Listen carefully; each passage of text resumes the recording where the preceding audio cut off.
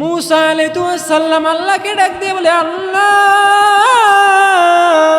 আমি তো জানি মৃত্যুর পর আমার জান্নাত নসিব হবে, আমার সঙ্গে সাথী কে থাকবে একটু বলবেন। তখন মূসা আলাইহিস সালামকে ডাক দিয়ে বলেন, আল্লাহ তখন ডাক দিয়ে বললেন, ও মূসা তোমার সঙ্গে একটা কসাই থাকবে। কি থাকবে? তোমার সঙ্গে একটা কসাই জান্নাতে থাকবে। মূসা আলাইহিস সালাম রাগ হইয়া গেলেন। আল্লাহ বললেন, রাগ হও কেন? তোমার সঙ্গে একটা কসাই থাকবে, তুমি কেন রাগ হও? মূসা তখন বলল, আল্লাহ আর কোনো লোক নাই, একটা কসাই আমার সাথে থাকবে জান্নাতে। তখন এইভাবে আল্লাহ বললেন, কেন? কসাই থাকলে কি সমস্যা?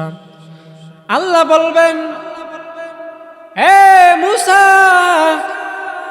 কসাই কেন থাকবে তুমি জানতে চাও না দেখতে চাও? তখন মূসা ডাক দিয়ে বলল, যদি দেখাও যায় জানাও যায় তাহলে আমি আবার দেখবো জানবো, দুইটাই চাই। তখন মূসা আলাইহিস সালামকে বললেন, ওই যে বাজারে যাও, অমুক বাজারে, কুমিল্লার দাউদকান্দি বাজারে যাও, গোস্তহাটির মধ্যে। আবার এটা নিয়ে ফেসাদ বাজান না। তখন বলবেন, হুজুর মূসা কবে আবার কুমিল্লা দাউদকান্দি বাজারের মধ্যে আসলো? এই যে একটা কথা, এটা নিয়ে কখনো ভেজাল বাজাবেন না। কথার কুনি বললাম, বুঝাবার জন্য বললাম। কিসের জন্য? বুঝাবার জন্যই বললাম। এই কুমিল্লা দাউদকান্দি বাজারের মধ্যে, গোস্তহাটের মধ্যে একটা কসাই আছে, ওই কসাইটা তোমার জান্নাতের মধ্যে যাবে, তোমার সঙ্গী হবে। তখন বললেন, হুজুর আপনি কেমন বলেন? মূসা তো এই কুমিল্লা দাউদকান্দি বাজারে আসে নাই। কথার কোনি বললাম। এক লোক, একটা গল্প বলি, এক লোক একটা কথা বলছেন, একটা পাথাটা যদি শুকানে পড়ে তাহলে কুমির হবে, গল্প বলতেছে কুমির হবে। আবার যদি এই পাতাটা যদি পানিতে পড়ে সে সাপ হয়ে যাবে। তখন বলতেছে, এখানে অন্য অন্য জায়গার কয়েকটা জায়গার নাম বলছে, এখানে যদি বরিশালের লোক থাকো এবং নোয়াখালীর লোক থাকো তাহলে আমি ওয়াজ করতাম না। হুজুর বলতেছে, ওই লোক বলতেছে, আমি গল্প বলতাম না।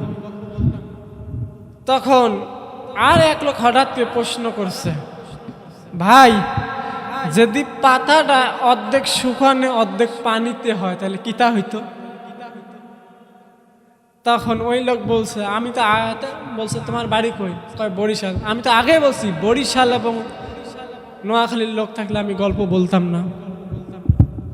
তেমন আমার প্রশ্ন করেন না রাসেল ভাই, মূসা নবী আবার কবে এই কুমিল্লা দাউদকান্দি বাজারে গোস্ত হাটের মধ্যে আসলো? এই কথা বলে আগামীকাল আবার ভেজাল বাজান না। মূসা আলাইহিস সালাম যখন ওই বাজারে গেলেন ওই কসাই দেখার জন্য, কসাইকে দেখার জন্য যখন বাজারে গেলেন, বাজারে যা দেখে ওই কসাই গরু জবাই করার পর, গরু জবাই করার পর, গরু ছিলানোর পর, তখন কি করলো? গরু ছিলানোর পর কাটার পর ওই কলিজাগুলো পিস পিস করে আলাদা করে রাখতেছে একটা ব্যাগের মধ্যে। তখন মূসা আলাইহিস সালাম বললেন, মালিক এটা তো কসাই না, এটা তো একটা চোর, গরুর গোস্তর কলিজাগুলো আলাদা করে রাখতেছে, সে বাসায় নেবে মনে হয়। তখন আল্লাহ বলছে, এ মূসা তুমি কোনো কথা বলবা না, তুমি শুধু দেখো, শেষ পর্যন্ত দেখো কি হয়। এ মুমিন মুসলমান বন্ধুরা ভালো করিয়া শোনো ঘটনাটা কি হয়, ঘটনাটা শোনো। তখন মূসা আলাইহিস সালাম বলছে, আল্লাহ আমি দেখতেছি কি হবে, আমি দেখতেছি, এখন দেখতেছি। তখন কসাই কি করলো, যখন তার ব্যবসার কাজ শেষ হয়ে গেল, আসরের আজান দিয়া দিল, আসরের নামাজে পর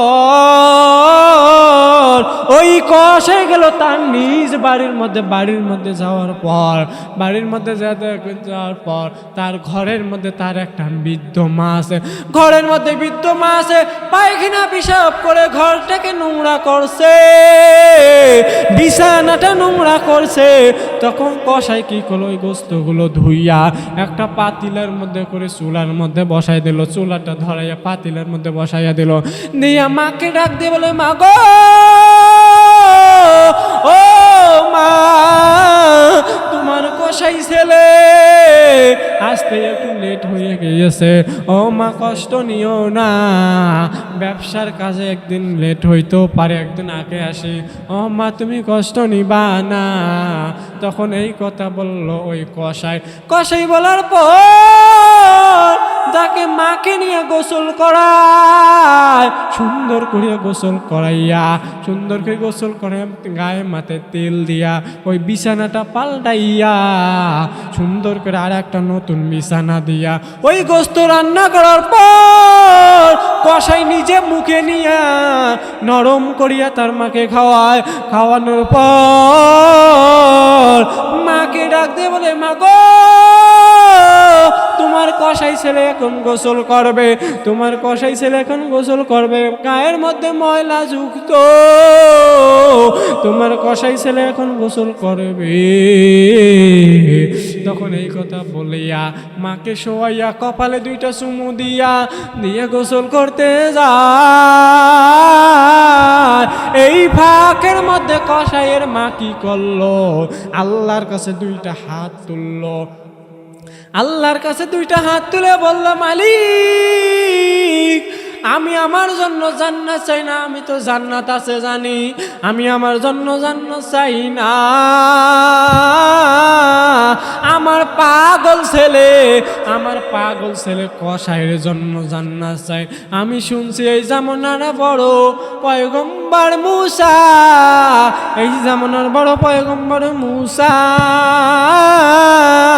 ওই মুসার সঙ্গে তুমি জান্নাতে দিও, আমার জন্য জান্নাত চাই না, ওই তুমিও আমার ছেলেকে মুসার সঙ্গে জান্নাতে দিও।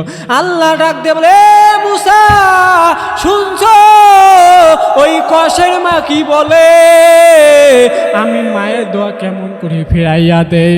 তখন মুসা ডাক দিয়ে বলল, আল্লাহ আমি বুঝেছি, আমি একটা মা পাগলের সঙ্গে জান্নাতে থাকবো, আমার ভাগ্য কত ভালো, আমি একজন মা প্রেমিকের সাথে ওই জান্নাতে থাকবো, ওই জান্নাতের মধ্যে আমি একজন মা ভক্তর সাথে জান্নাতে থাকবো। এ যুবক, এ কুমিল্লা দাউদকান্দির যুবকেরা, একটু ভালো করিয়া শোনো, ও যুবক ভাই, মা বাবার খেদমত করলে যে কত দামি হওয়া যায়, মা বাবার খেদমত করলে কত দামি এখন তো বুঝনি। মা বাবার সঙ্গে কখনো খারাপ আচরণ করবা না, খারাপ আচরণ করলে জাহান্নামী হইয়া যাবা। মা বাবার পায়ের নিচে সন্তানের জান্নাত,